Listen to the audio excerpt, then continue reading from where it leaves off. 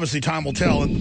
Well, U.S. scientists are urging the World Health Organization to take urgent action over the Zika virus, which they say has the potential to be an explosive pandemic. They are sending out warnings worldwide, saying more than 23 countries are now affected by this Zika virus, which is linked to shrunken brains in children, and it can also cause death. A lot of countries are urging women to postpone pregnancy until 2018, until more is known about the effects of this virus. And there is no cure for it. Right now, they're telling people to just ensure you don't leave any standing water on your property. Of course, I'm sure they're rushing to find a vaccine for this. Now, earlier, I spoke with investigative journalist John Rappaport to get his take on this explosive pandemic. Is it really hysterical or is it a scam? So, John, by now everyone has heard about the Zika virus. They're putting out all of these alerts: use mosquito repellent, don't have any standing water on your property, telling women to actually postpone pregnancy till 2018 in some countries. What do you make of this? Is this true hysteria? Is this just a giant scam? Giant scam. Multiple choice question, and there's the right answer. Giant scam. I've been to this rodeo many times before with viruses and so-called diseases being caused by viruses. And in my recent article at No More Fake News, I run down the useless and deceptive laboratory tests that try to define how, for example, the Zika virus is causing babies to be born with smaller heads and damaged brains, and the science absolutely does not hold up. But what does hold up as a cause of this happening, and I believe there are multiple causes, and you need to look to Brazil, for example. You are talking about gigantic amounts of pesticide use down there.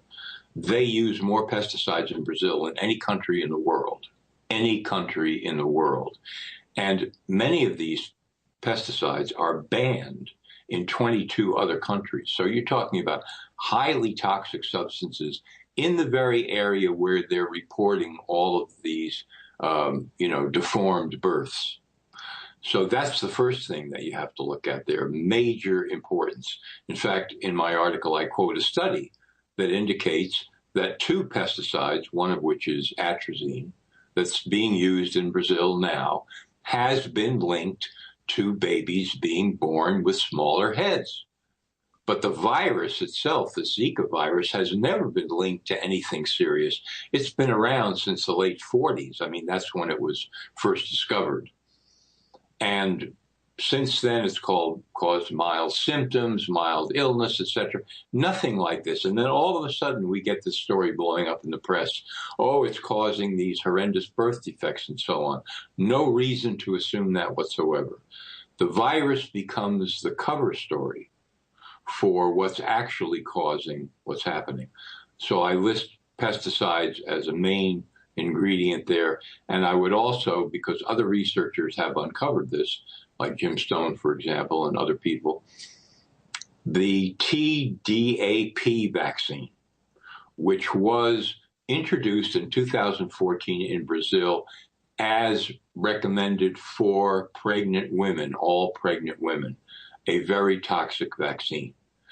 You start to look at these different causes and vectors coming together: incredible malnutrition, poverty, lack of basic sanitation, toxic pesticides, this vaccine, and so on. Now you begin to see what's actually causing these horrendous malformations, which we've seen in other places around the world, not just in Brazil, for the same reasons.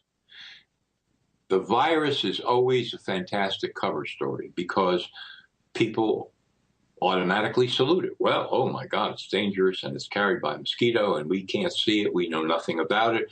We have to rely on medical authorities. If they ever come up with a vaccine, we'll have to get it, et cetera, et cetera, et cetera.